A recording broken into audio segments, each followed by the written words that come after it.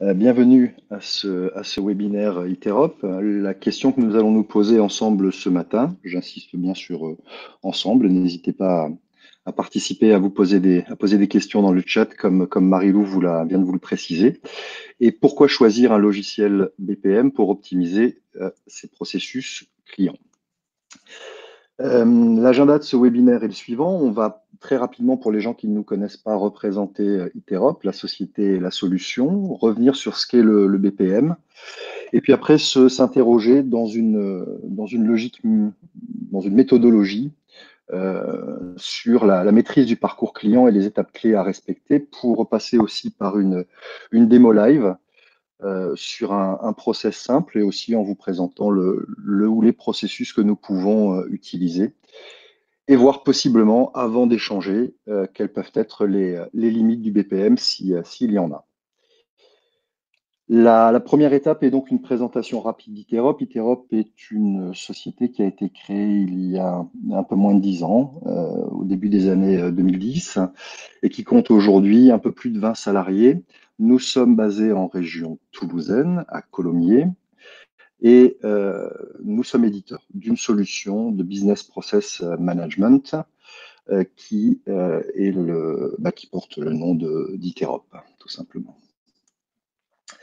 Aujourd'hui, nous avons un peu plus d'une centaine de clients et de partenaires avec une logique en fait d'adressage de tout profil de compte. Si aujourd'hui on compte un peu plus de 50 000 utilisateurs quotidiens actifs, on adresse effectivement des entreprises et des organisations de tailles différentes. Voilà un petit mapping des clients qui nous autorisent aujourd'hui à communiquer sur leur identité. Et vous voyez que cela va de la TPE, un ou deux utilisateurs, jusqu'à des grands groupes que vous connaissez, où là, on retrouve plusieurs, un millier, voire dizaines de milliers d'utilisateurs de la solution. On a aussi aujourd'hui une logique partenariale qui est importante. Il y a peut-être des gens parmi vous qui sont intégrateurs de solutions et qui s'interrogent dans le cadre de problématiques qu'ils rencontrent chez leurs clients, de la pertinence de la mise en œuvre d'une solution BPM. C'est ce que nous faisons aussi. Nous accompagnons ces intégrateurs et ces ESN qui aujourd'hui proposent en solution possible du BPM pour digitaliser les systèmes d'information de leurs clients. Alors, qu'est-ce qu'une solution de BPM? C'est une excellente question. C'est tout simplement une application qui permet de digitaliser et de gérer l'ensemble des processus métiers. Donc, avant la mise en œuvre d'une solution BPM, il y a bien sûr un questionnement, j'ai envie de dire même une approche philosophique de la gouvernance ou de la réflexion sur l'organisation de son système d'information, qui est la suivante. Est-ce que on s'inscrit dans une démarche processus? C'est-à-dire, est-ce que l'entreprise, l'organisation souhaite mettre en œuvre la démarche processus et auquel cas, si elle souhaite mettre en œuvre cette démarche processus, comment est-ce qu'elle va l'outiller? On peut l'outiller de différentes manières et une des manières d'outiller cette démarche processus, de la mettre en œuvre et donc de participer à la transformation numérique de son système d'information et la mise en œuvre d'une solution BPM. Un des avantages premiers que l'on peut retenir dans la mise en œuvre d'une solution BPM, c'est bien évidemment la possibilité de mettre en œuvre un cycle d'amélioration continue et permanente de ces processus, dans une logique bien sûr d'optimisation de ces processus métiers et d'une recherche de la continuelle de la performance. Pourquoi adopter cette démarche?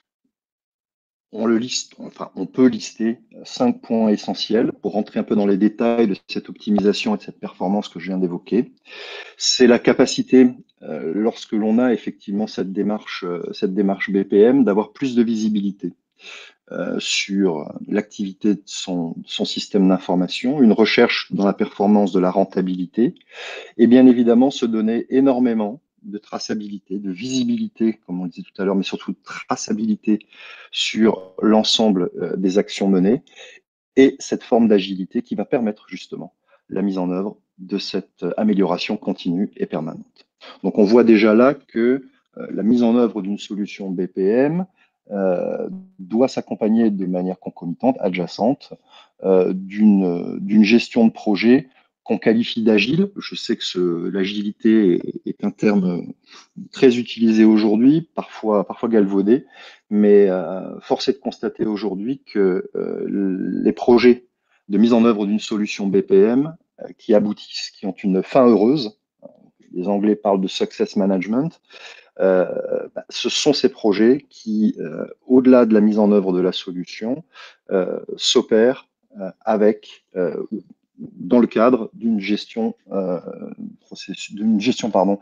agile de ce projet. Dans gestion de processus, bah forcément, on va parler ensemble de processus aujourd'hui. On va juste se rappeler aussi ce qu'est un processus ou ce que sont les processus. Eh bien, c'est l'ensemble des contributions que les acteurs d'une organisation, d'une entreprise assurent pour tenir la promesse faite à leurs clients. Et quand on parle de clients, on parle autant des clients externes, des clients au sens, on va dire, marketing ou même économique du terme, mais on parle aussi des clients internes, c'est-à-dire de l'ensemble des directions, des acteurs, des collaborateurs qui sont susceptibles d'être sollicités par les différents processus, actions, tâches dans une organisation.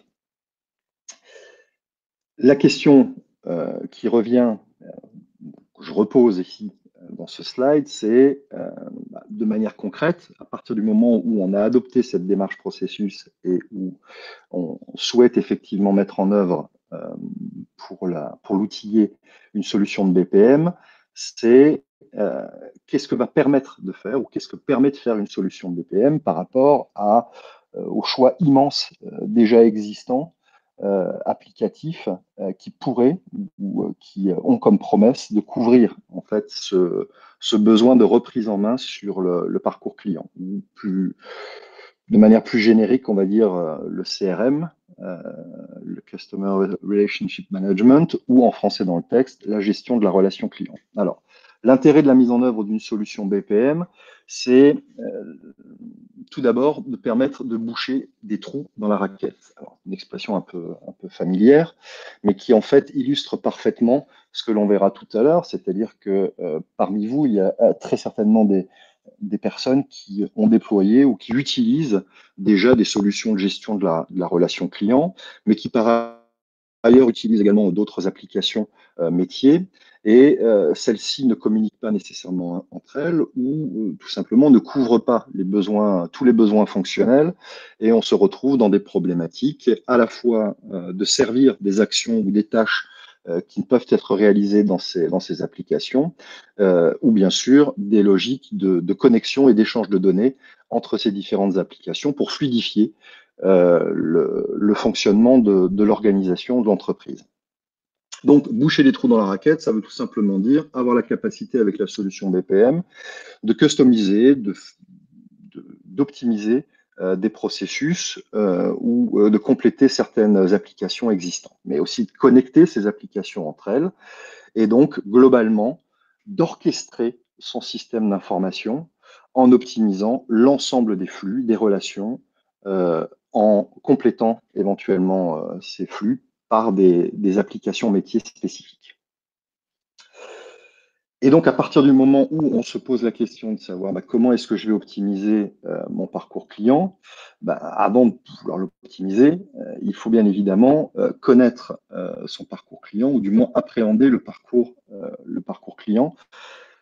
D'où viennent les utilisateurs, d'où viennent vos clients, comment est-ce qu'ils découvrent votre produit, quels sont les différents canaux aujourd'hui de diffusion et de promotion de vos solutions, de vos outils, de vos services, de vos produits au sens le plus large du terme. Comment est-ce que ces personnes deviennent potentiellement acheteurs de ces produits et services? Comment est-ce qu'ils s'abonnent à vos services? Comment est-ce qu'ils utilisent votre application? Bref, l'ensemble des événements qui sont pour la compréhension de ce parcours client tout à fait essentiels pour améliorer à la fois l'expérience en interne comme en externe, c'est-à-dire au niveau de cette relation à vos clients. La problématique d'un parcours client, c'est que c'est un processus riche et complexe et que surtout, quelles que soient les étapes ou la manière dont vous avez découpé les étapes de ce parcours client, ne sont absolument pas les mêmes parce que cela dépend bien évidemment de l'organisation, votre organisation, de votre produit, de votre service, mais également des personnes que vous adressez avec votre offre de produits et de services. Donc, il n'y a pas un parcours client, mais il y a pour chaque organisation, pour chaque entreprise, un parcours client spécifique.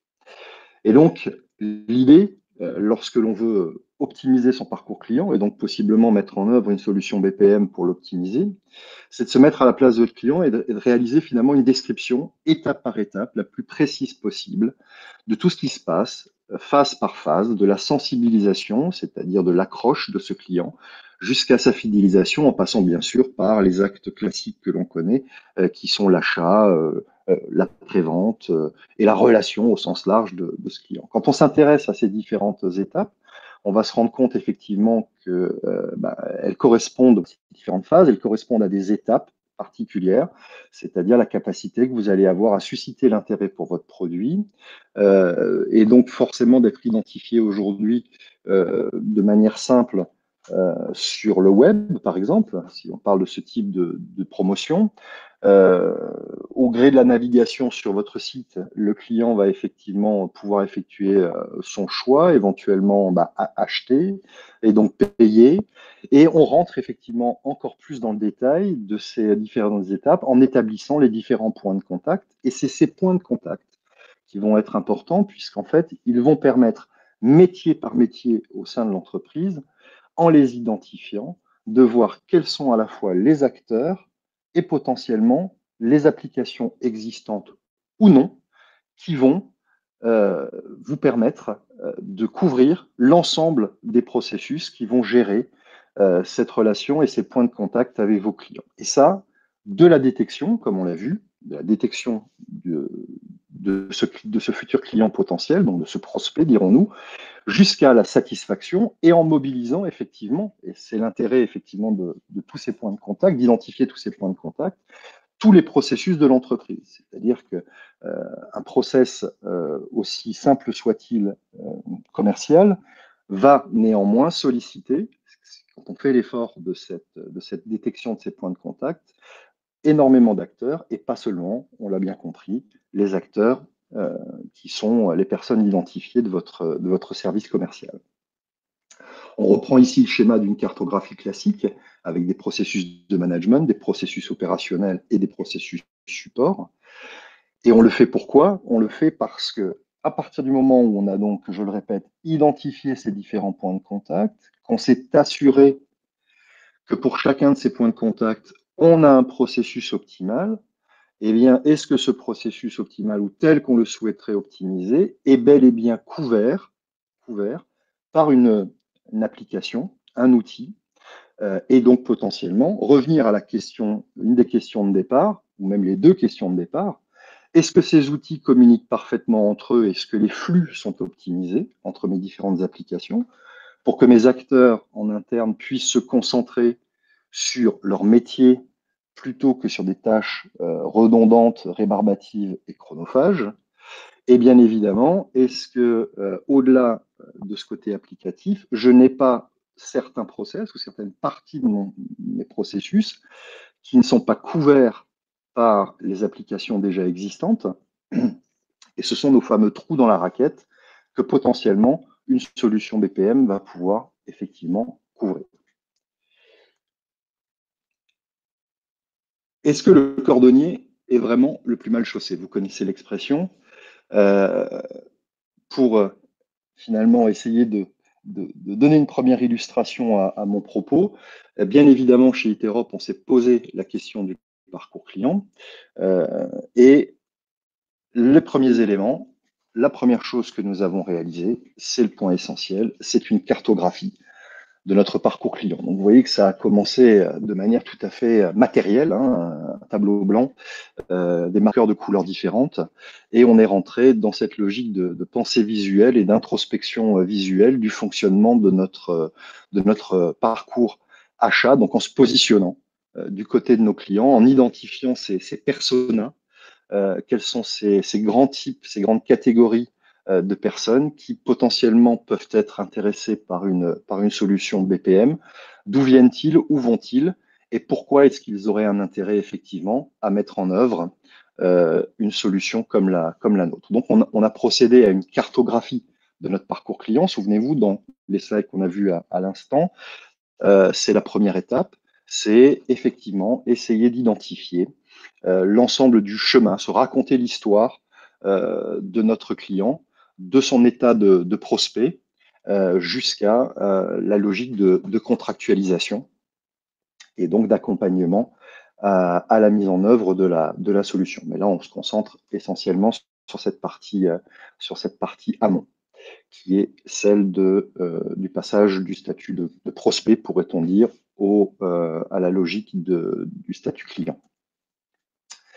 Donc, on a priorisé, c'est toujours important une fois qu'on a fait la cartographie, on a identifié ce qu'on peut appeler nous, ou enfin, ce qu'on peut appeler nous, ce qu'on appelle très volontairement le ou les processus, parmi ceux qu'on a identifiés, encore une expression un peu familière, cailloux dans la chaussure, c'est-à-dire quels sont ces processus qu'on a identifiés dans notre carto, sur notre parcours client, qui ne sont pas réellement optimisés et qui mettent éventuellement en évidence des problématiques ou mettaient en évidence des problématiques de communication en interne. Par exemple, est-ce que dans l'organisation d'Iterop, vis-à-vis de notre client, la logique comment dirais-je, de transition entre notre service marketing et notre service commercial était logique, à la fois transparent, fluide côté client, mais aussi de notre côté, entre la génération de ce qu'on appelle des leads, c'est-à-dire des personnes qui potentiellement peuvent être intéressées par cette démarche process et qui souhaiteraient éventuellement l'outiller, et la qualification, c'est-à-dire la définition, la première chose importante de leur projet. Donc on s'est intéressé à cette première partie du process, et donc on a cherché à optimiser la qualification de nos leads entrants. Et donc, au fil de l'eau, on a modélisé notre processus qui finalement n'est pas un CRM au sens applicatif du terme, c'est-à-dire que à ce stade-là, j'aurais pu éventuellement vous montrer le logo d'une ou de plusieurs solutions dites CRM, mais pas du tout. Je vous montre du BPM.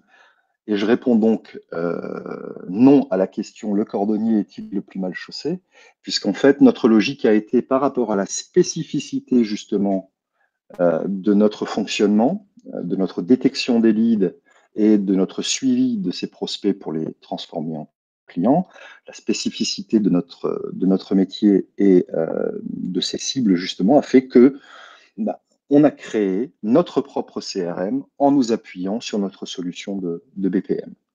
Et donc là, ce que vous avez sous les yeux, c'est une modélisation en BPMN, qui est une méthode de notation. S'il y a parmi vous des gens qui pratiquent cette méthode de notation, le BPMN 2.0, ou plus généralement illustrent leur processus ou leur procédure par des logigrammes, vous reconnaissez ici des méthodes de notation plutôt conventionnelles, plutôt connues, sur laquelle on pourra revenir tout à l'heure. Donc, ce que vous avez là sous les yeux, c'est le CRM d'Iterop, qui s'appuie donc sur une solution, sur la solution BPM en elle-même, et qui donc vient couvrir tous les besoins, tous les points de contact que nous avions identifiés avec notre cartographie préalable. Donc bien sûr la gestion des contacts entrants, c'est-à-dire comment est-ce qu'aujourd'hui à partir de notre site, on peut directement optimiser la mise en relation avec nos prospects. Derrière, à partir du moment où cette personne a été qualifiée, souvenez-vous, on a dit que le point de contact suivant, c'était la logique du projet chez le client. Et bien à ce moment-là, s'il y a un projet effectivement d'outillage ou de mise en œuvre d'une solution comme la nôtre, on va rentrer dans une gestion des cas que nous rencontrons, puisque chacun de nos clients, comme tous les clients, chacun de nos clients sont potentiellement des personnes différentes, avec des projets différents, avec des besoins différents. Et donc, on a une gestion que vous voyez là-haut, la relation action-contact, qui est en fait ce qu'on peut appeler une approche par case management, donc une gestion des cas. Selon la nature du projet, eh bien, on va orienter ou on va suivre notre client, notre prospect de manière différente. De manière plus générique, on a également une partie de notre process qui est simplement le suivi du contact. Alors là, c'est quelque chose de très classique, hein, où on va retrouver de la gestion de comptes. Pour ces comptes, bah, il y a différents contacts, et donc on suit l'intégralité des actions qui sont menées sur le compte et sur les contacts, de manière à les historiser. Là, on revient sur la partie traçabilité qu'on évoquait tout à l'heure. Et bien évidemment, à l'issue de ces différentes actions et de ces différents échanges, potentiellement, on peut aller vers un nouveau processus qui est le processus de contractualisation, mais qui est précédé ici, dans notre logique à nous toujours. Hein, ce process n'a pas vocation, je le rappelle, à être déployé partout. Il nous appartient parce que c'est la manière dont on fonctionne et dont on gère notre relation. Mais ici, effectivement, en amont de la contractualisation, qui est un autre process chez nous, ce qu'on appelle une revue de projet, c'est-à-dire un process, une partie du process qui est plus en interne pour s'assurer effectivement que l'on va potentiellement démarrer la relation là avec le client de la meilleure manière. Est-ce qu'à ce stade-là, alors du fait que je fais la présentation, je n'ai pas nécessairement la visibilité sur vos questions, je vous propose à l'issue de cette première phase, qui est celle de la présentation de la logique BPM et de ce que peut apporter une solution qui va venir outiller cette démarche processus, une solution comme Interop. Est-ce que vous avez des questions à ce stade-là? Alors, je vais me permettre de rebasculer sur le chat. Est-ce que vous avez des questions? Alors, Thérèse nous demande combien de temps, pardon, nous avons mis pour optimiser nos processus clients. Alors, je vais vous faire un historique très simple.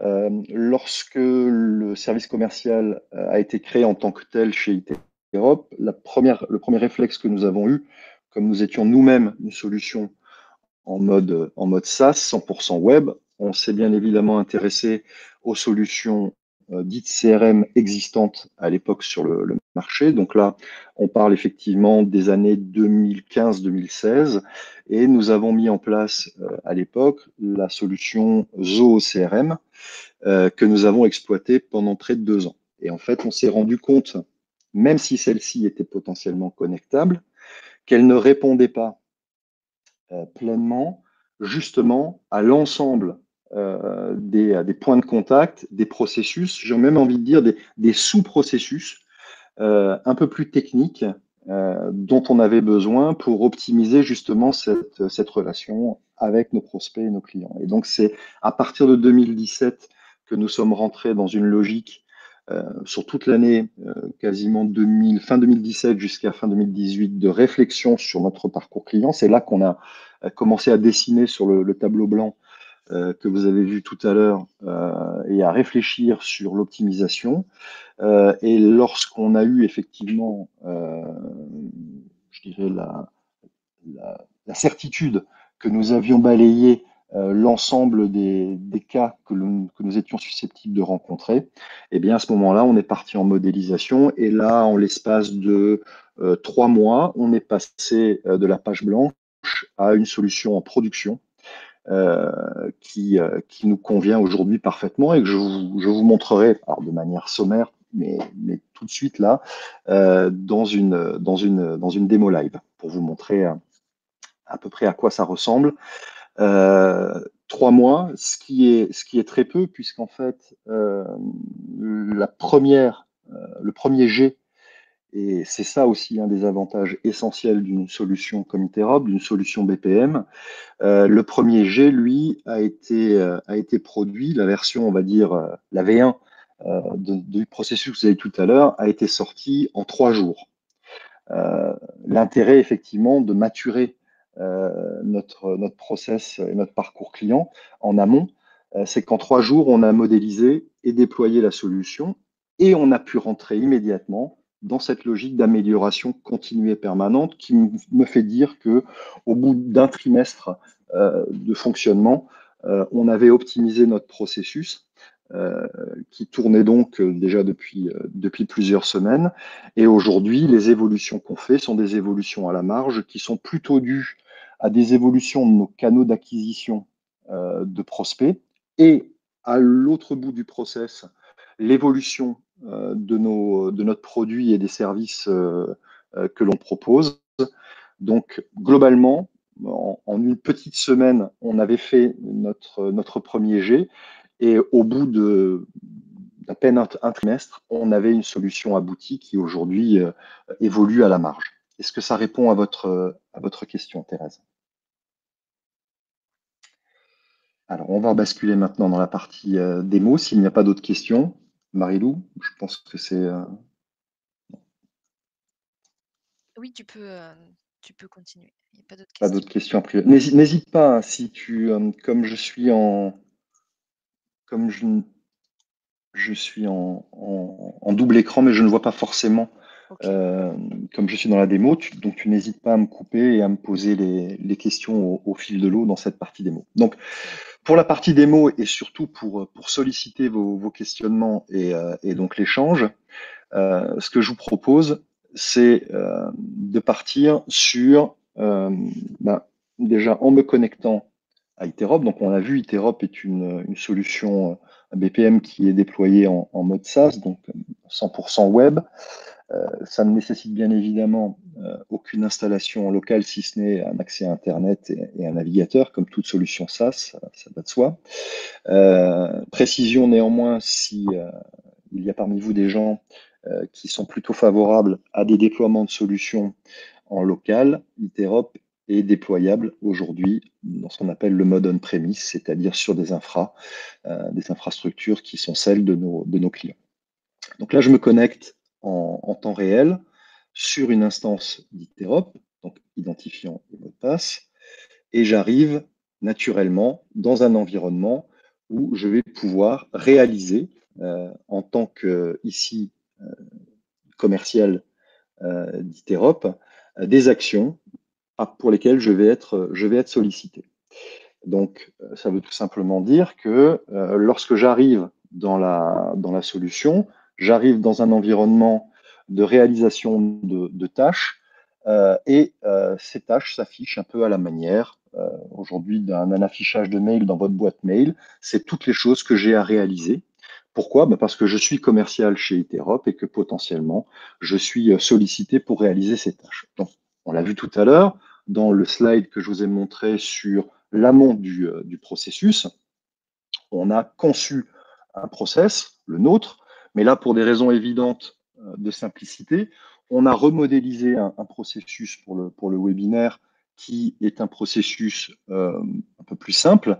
Et donc, je vais vous montrer ce processus et vous raconter finalement l'histoire de ces boîtes et de ces flèches. Là, je reviens un tout petit peu sur la logique de fonctionnement d'une solution de BPM.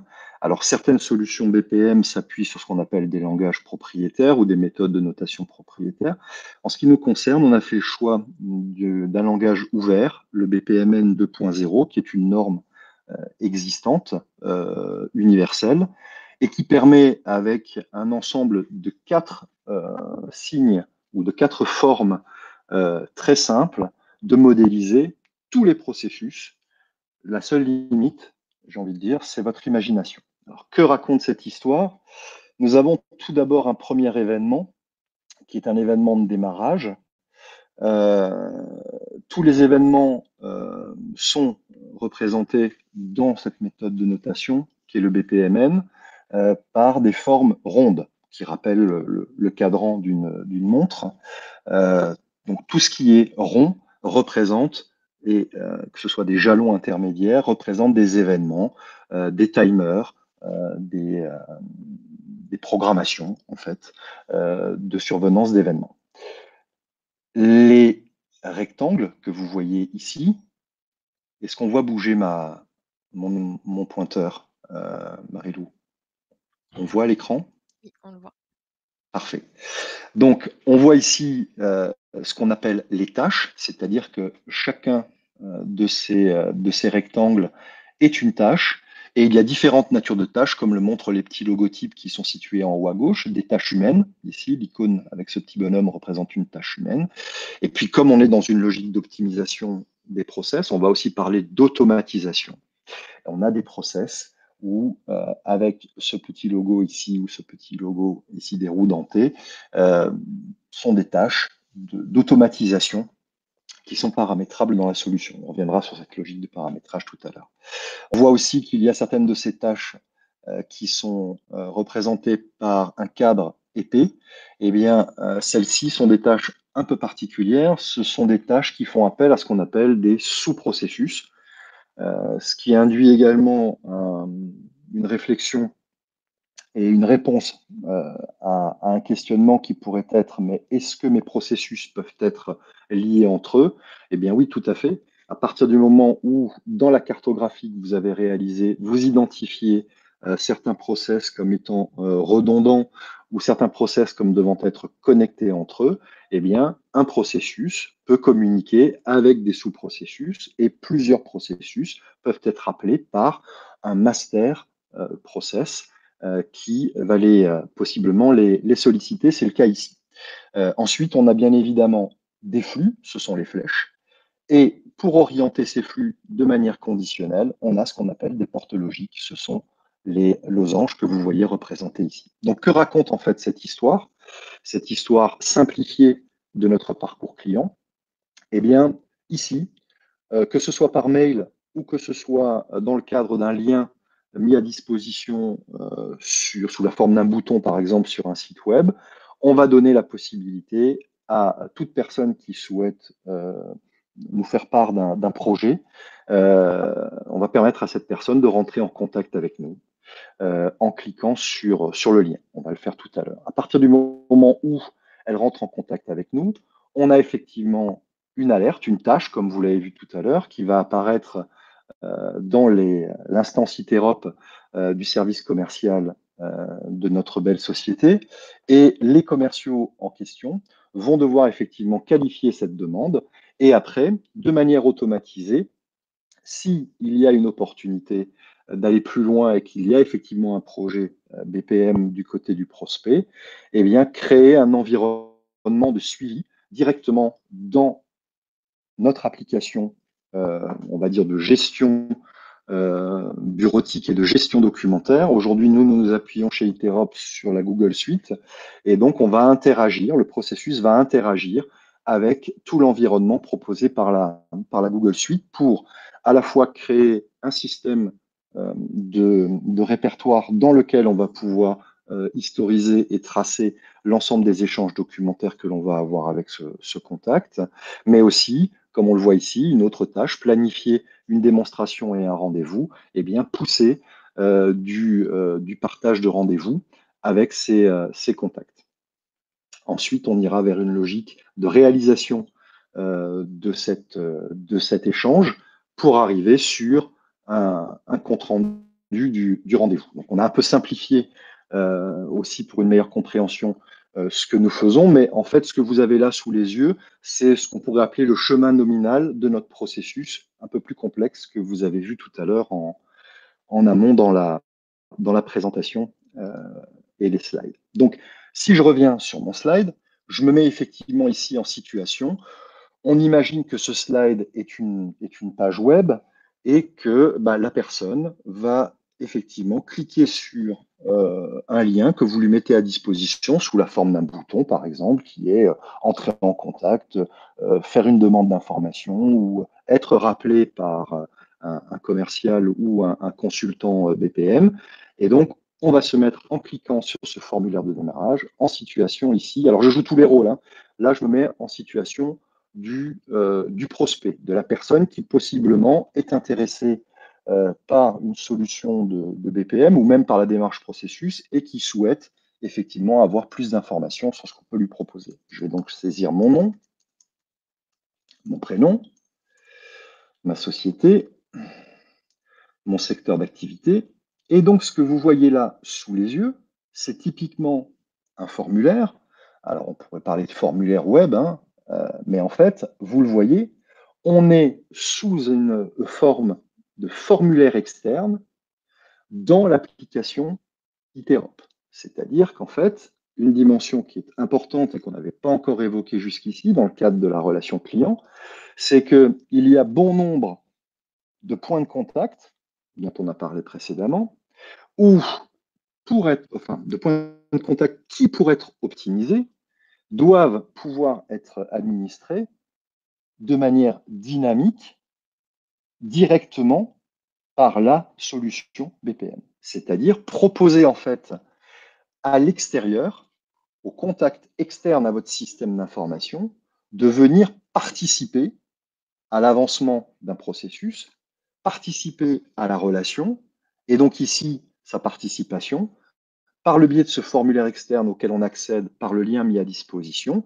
et bien tout simplement démarrer la relation de manière tout à fait dynamique, et donc compléter le formulaire qu'on lui propose, qui donc a été modélisé et paramétré dans l'outil, pour pouvoir exprimer la raison de sa demande de mise en relation ou de contact. Je vais choisir un fichier.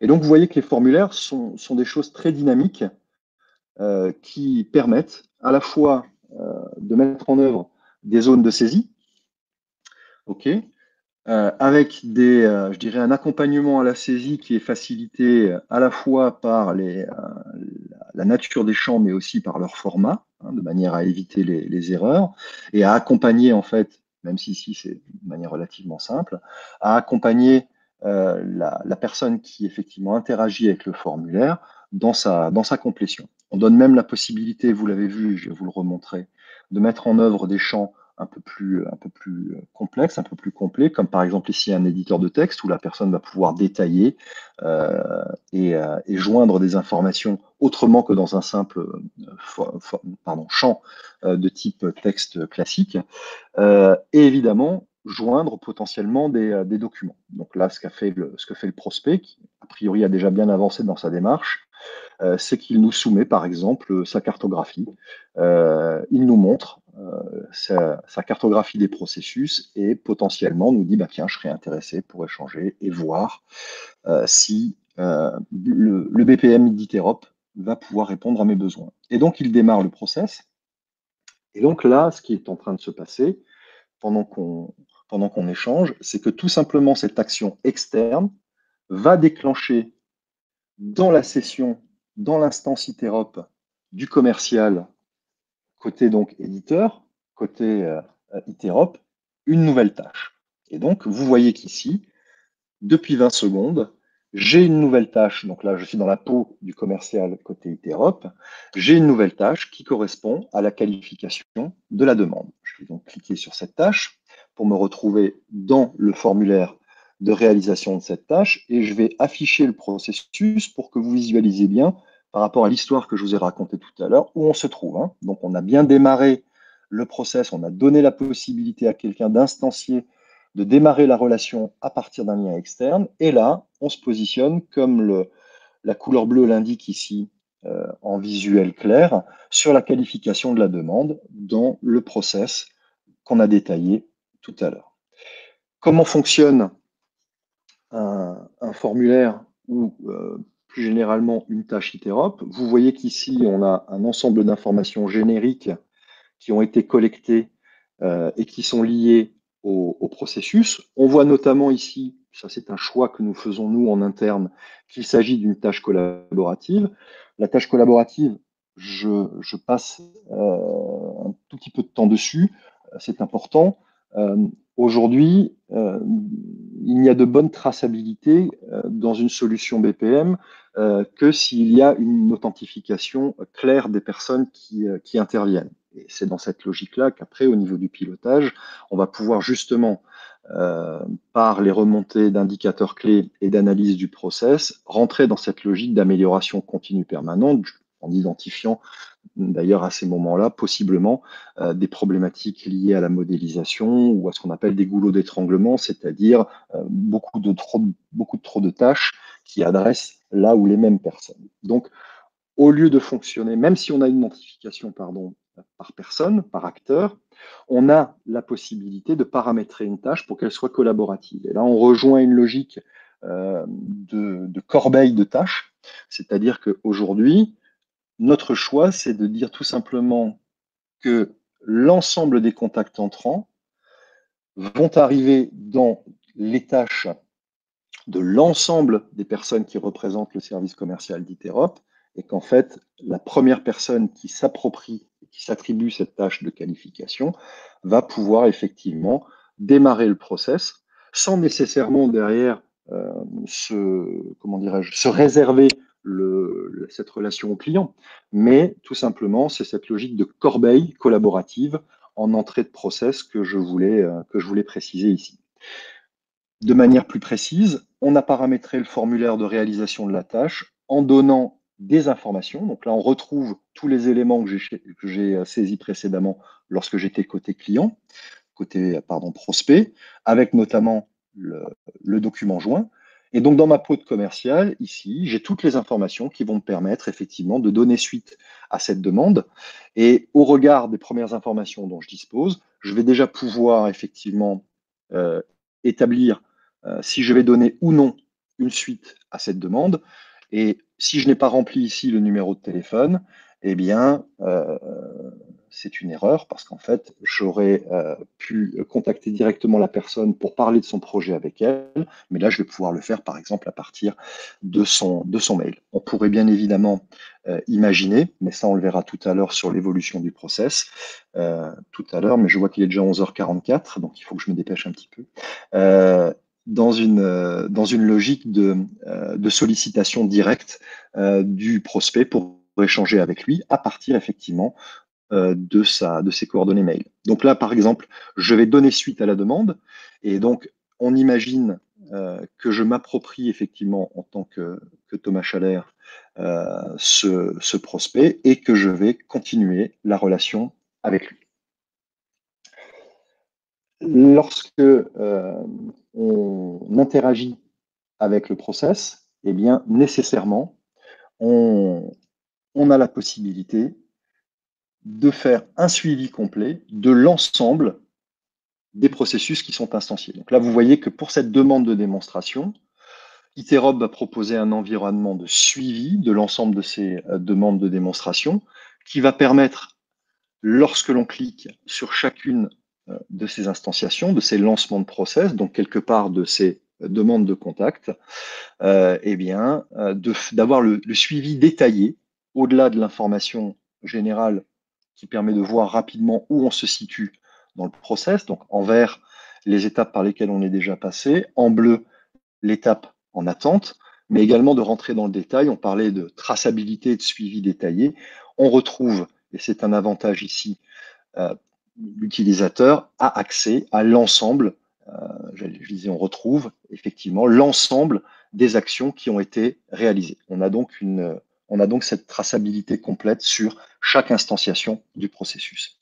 Si je retourne dans les tâches, vous voyez que la tâche suivante, c'est la planification d'une demande de rendez-vous. Et donc ici, je vais pouvoir interagir avec le client, le prospect lorsque je l'ai eu effectivement au téléphone, et par exemple, conclure avec lui le fait que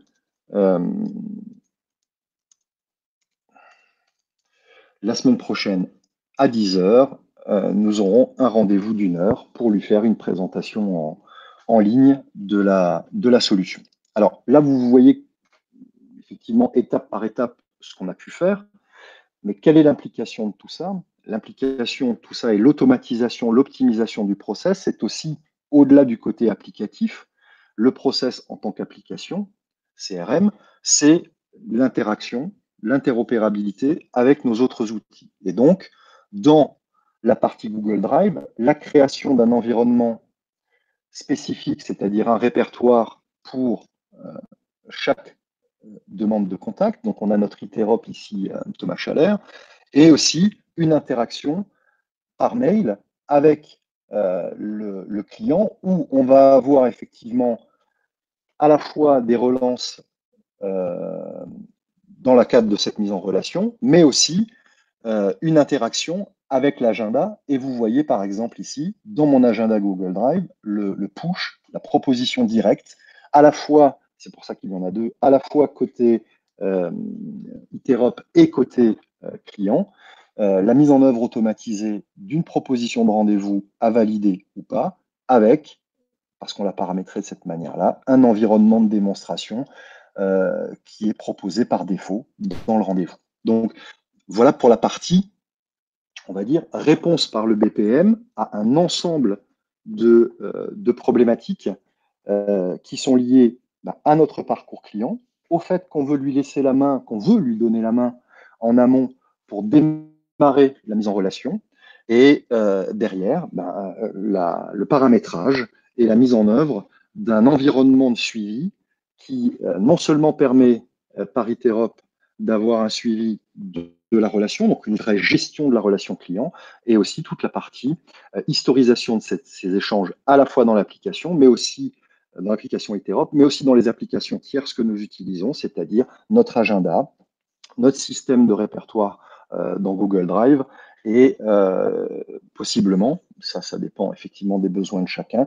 la génération de documents au format PDF ou au format Word ou au format Excel pour aller faire des propositions commerciales, proposer des contrats et complexifier, densifier le process qui suit l'ensemble du parcours client euh, et l'optimiser. Voilà pour la démo live. Est-ce qu'à ce stade, vous avez des questionnements? Je retourne sur parce que je vois que j'ai pris mes aises et Alors, on a une question oui, d'Alexandre. oui. Alors Alexandre, dans cette démonstration, Interop remplace complètement le CRM. Oui, donc ça c'était un choix tout à fait personnel. Mais qu'en est-il d'une automatisation des processus avec plusieurs systèmes d'information? Alors, qu'est-ce que vous entendez par plusieurs systèmes d'information? Est-ce que vous imaginez, là j'ai besoin d'une petite précision, est-ce que vous imaginez aujourd'hui une relation entre votre système d'information, celui de votre organisation, et des systèmes d'information tiers, ou est-ce que plusieurs systèmes d'infos pour vous, ça veut dire par exemple un ERP, un CRM, une application. D'accord, donc je garde mon CRM par exemple, ok, donc vous gardez votre CRM et vous venez possiblement compléter ce CRM par justement une application complémentaire pour traiter par exemple un point technique dans le cadre du parcours client. C'est ça plutôt la logique de votre question. Alors je pose la question à Alexandre où je vais répondre oui par exemple. D'accord, ok. Alors, on va rentrer dans le détail et le fonctionnement d'Iterop. Donc là, je vais quitter l'environnement de réalisation de tâches, donc on va dire l'environnement de l'Iterop de tous les jours pour l'ensemble des acteurs, et je vais basculer dans la partie design. La partie design qui est donc en quelque sorte le back-office, le côté modélisation et paramétrage des processus. Donc là, je suis dans un environnement où effectivement, je vais pouvoir réaliser différentes choses, c'est-à-dire je vais pouvoir modéliser, dessiner mes process. Donc ici, par exemple, si je reprends notre process de demande de démonstration, on est dans un environnement ici BPMN 2.0 où je vais pouvoir effectivement éditer mon modèle et donc sur le tableau blanc, en me servant de ce système de notation, alors je vais le faire de cette manière-là, venir poser tâche après tâche et construire mon processus. C'est de cette manière-là qu'on le réalise. Okay, à partir du moment où j'ai validé mes enchaînements de tâches, c'est-à-dire que j'ai dessiné, Iterop va proposer un environnement de configuration de chacun de ces éléments. Et c'est là, effectivement, étape par étape, tâche par tâche, flux par flux, que je vais à la fois paramétrer les formulaires, mais aussi paramétrer les actions, les automatisations qu'il peut y avoir. Et donc, si on prend par exemple cette logique tout à l'heure de création du dossier dans le Drive qu'on a évoqué, ou de mail de confirmation de rendez-vous, c'est là effectivement qu'on vient interagir avec des applications tierces. Et donc là, on va s'appuyer dans cette automatisation sur un ensemble de connecteurs, de services que l'on va vous mettre à disposition et qui donc, par exemple, ici, s'appuie sur des méthodes REST et sur les API de Google.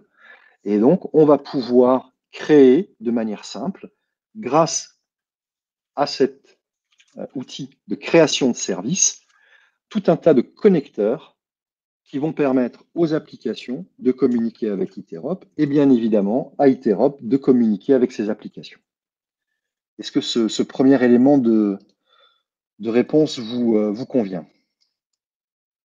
J'ai vu qu'il y avait également une autre question. Oui, une question sur l'interfaçage de Office 365. Alors là, je vais vous donner un exemple tout bête. Aujourd'hui, l'un de nos clients, qui est un client qui travaille dans les travaux publics, s'appuie essentiellement, que ce soit au siège comme dans l'ensemble de ses agences de travaux, sur effectivement l'environnement Microsoft. Et donc, on travaille aujourd'hui sur des process techniques et des process métiers où on vient s'appuyer systématiquement sur les applicatifs qui ont été déployés au siège comme aux agences. Pour vous donner un exemple, on a par exemple des logiques de validation de chiffrage.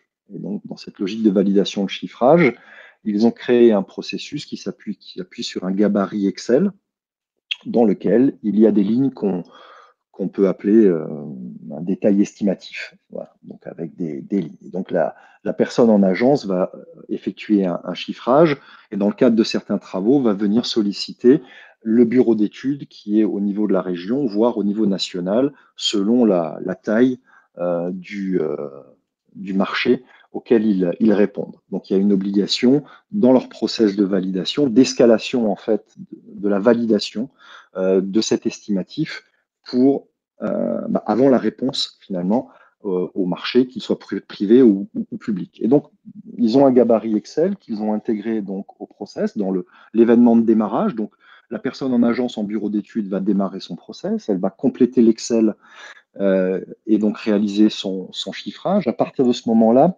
elle va envoyer ce chiffrage en venant solliciter par Microsoft Teams une équipe qui est l'équipe du bureau d'études régionales ou nationales, qui eux vont donc s'approprier l'étude qu'il a réalisée dans Excel, et derrière avoir un process de complément de chiffrage et de validation de ce chiffrage en venant solliciter par Microsoft Teams ou en envoyant des informations dans du SharePoint aux différentes personnes qui sont sollicitées dans le cadre de ce process de validation. Donc là, on interagit de mémoire avec 5 applications de l'environnement Microsoft.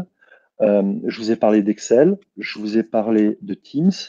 On a la possibilité de lancer le process, on donne la possibilité de lancer le process à partir d'un environnement SharePoint, dans l'intranet donc, parce que certaines agences ne sont pas sur Teams, elles sont sur SharePoint.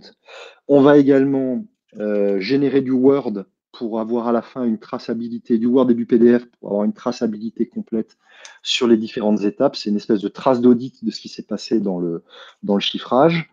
Et pour terminer, lorsqu'il y a des rendez-vous qui, dans le process, sont validés pour avoir des échanges internes, voire des échanges avec les fournisseurs dans le cadre de différents chiffrages, on fait du push de notification Outlook. Donc voilà pour la réponse sur l'environnement Office et plus généralement Microsoft.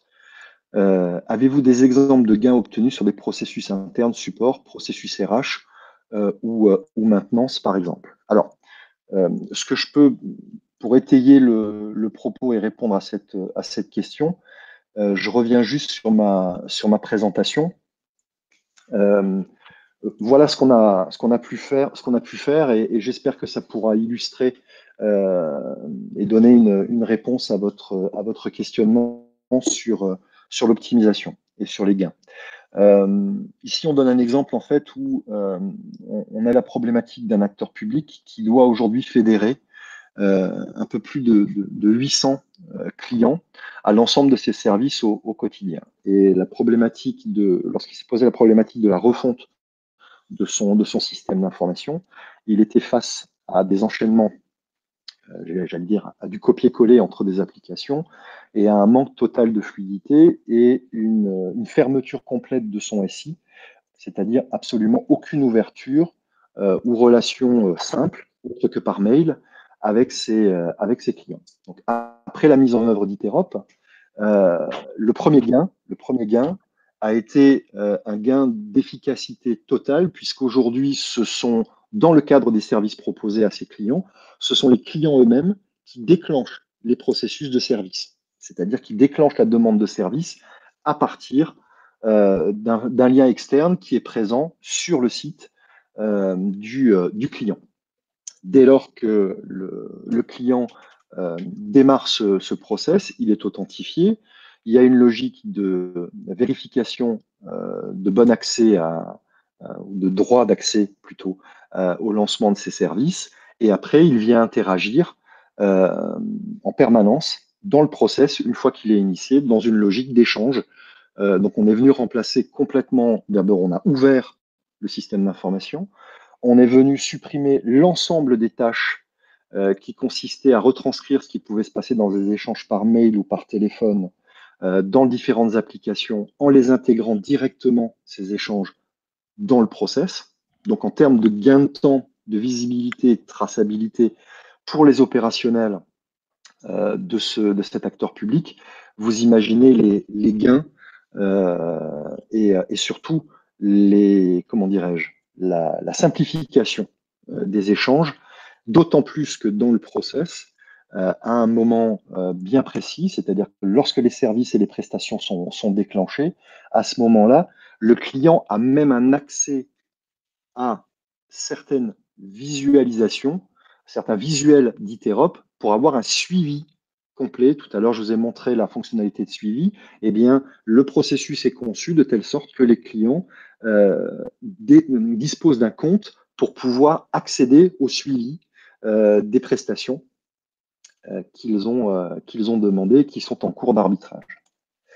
Euh, un autre cas qui peut paraître, comment dirais-je, contradictoire, puisqu'on va y parler de Salesforce, alors que là, on vous a parlé d'Iterop comme CRM, mais c'est bien sûr dans la logique complémentaire, c'était la question d'Alexandre tout à l'heure, on va retrouver cette logique ici. On a un client qui est un spécialiste du déploiement de la fibre et qui avait une grosse problématique un peu comparable avec ce que j'évoquais tout à l'heure avec le fichier Excel dans le TP, qui était effectivement une problématique de relation entre sa force de vente et son bureau d'études.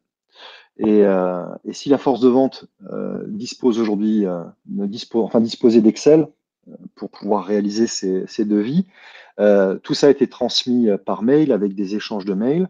Et donc, après la mise en œuvre d'Iterop et de ce processus bouche-trou dans la raquette, en fait, processus de mise en relation entre le service commercial et le bureau d'études, le service technique, eh bien, ils ont mis en œuvre de manière concomitante Salesforce comme CRM au niveau de la force de vente. Et à partir du moment où une demande de devis complexe est réalisée par l'équipe commerciale dans Salesforce, eh bien, on a connecté Salesforce à Iterop. Et donc, cette demande de validation ou de réalisation de réalisation et de validation de devis complexes part de Salesforce. Un certain nombre d'informations et de données comprises dans Salesforce est collectée par la force de vente, est directement intégrée dans le process et mise à la disposition du bureau d'études qui après va pouvoir réaliser son devis. Le devis revient dans Salesforce pour être mis à la disposition du client par ce biais, par la force de vente. Et si le devis est validé, il y a un nouveau retour de Salesforce pour la contractualisation et le déclenchement et le suivi des travaux au niveau du bureau d'études et de l'agence compétente. Voilà pour des exemples de gains et d'optimisation.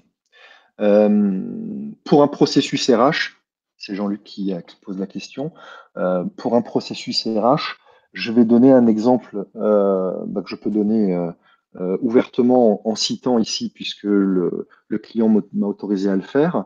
Nous avons aujourd'hui comme client Toulouse Métropole Habitat. Toulouse Métropole Habitat avait une problématique de gestion de ses entrants et de ses sortants, avec un ensemble de questionnements qui adressaient forcément lors du processus nouvel arrivant une multitude de services. Alors, il y avait déjà bien sûr un SIRH en place. L'application est une application qui est éditée par la société Federis. Et donc, c'est l'application qui gérait toute la partie contractuelle, paye et RH au sens vraiment le plus large du terme. Mais par contre, tout ce qui était logique d'accueil et de suivi du nouvel arrivant, de respect des étapes, de commande de matériel et donc de communication avec les moyens généraux, mais aussi de communication avec le service informatique pour l'achat du PC, la nature des accès qu'il devait avoir aux différentes applications. La création des mots de passe, la mise à disposition de ceux-ci, la vérification donc de la parfaite intégration du nouvel arrivant, eh bien, ils ont souhaité effectivement mettre en œuvre Iterop et on a complété en fait le SIRH avec ici Iterop dans des processus, on va dire, d'orchestration de l'ensemble des échanges entre les services et les applications déjà existantes. Est-ce que ça répond à votre questionnement? Après, j'ai un autre exemple sur de la maintenance de matériel, par exemple. On a outillé le centre hospitalier de Dole. En fait, on a plus particulièrement outillé le service d'ingénierie médicale, c'est-à-dire les ingénieurs qui sont aujourd'hui en charge de la mise en œuvre et de la maintenance de l'ensemble des outils dans le contexte hospitalier. Ça va du pouce-seringue jusqu'à l'IRM. Et donc, il y a effectivement un outil de GMAO qui est existant, qui est édité par Berger-Levrault, mais aujourd'hui, il y avait une problématique de complétion des informations dans cet outil de GMAO, de relance des actions de suivi et de maintenance du matériel à réaliser qui pouvaient être gérées par cet outil de GMAO, mais par contre, pour tout ce qui était saisi in situ, problématiques liées à la nature du matériel qui n'était possiblement pas couverte par les fonctionnalités de cet outil de gestion maintenance, eh bien, on a déployé des processus et des formulaires Iterop qui viennent communiquer avec cet outil de maintenance. Est-ce que ça répond, Jean-Luc, à vos questionnements, ces exemples?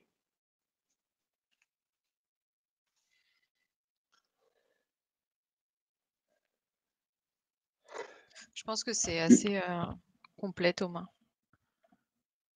Ok. On me demande des retours clients sur des.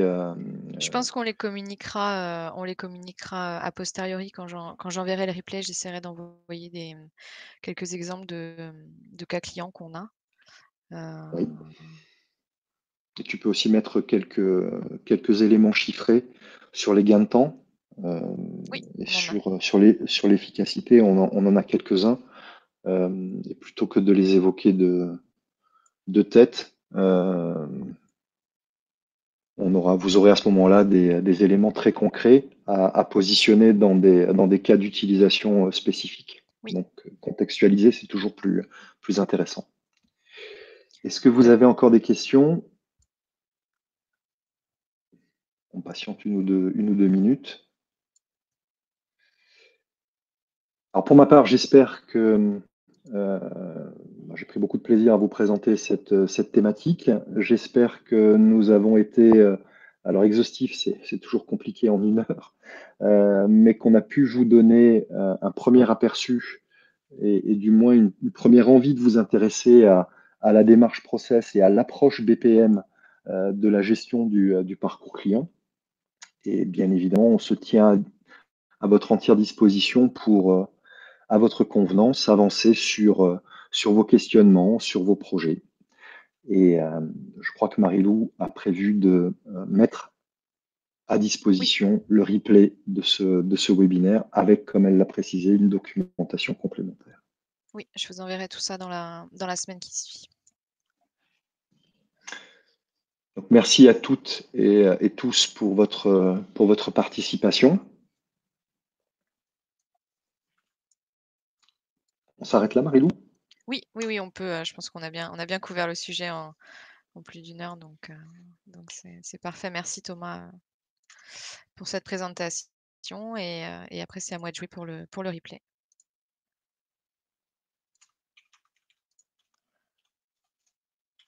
Eh bien, merci à toutes et à tous. Et puis, je vous souhaite, puisque c'est l'heure, un bon appétit. Et je vous dis, ça, c'est un processus au travers duquel il ne faut absolument pas passer. Euh, il ne faut pas éviter. Donc, un bon appétit. Et en ces temps troublés, une bonne santé à tous. Voilà, prenez soin de vous et à votre parcours client. Merci À Thomas, très bien, à très bientôt. bonne Merci. journée. Au revoir. Au Au revoir. revoir.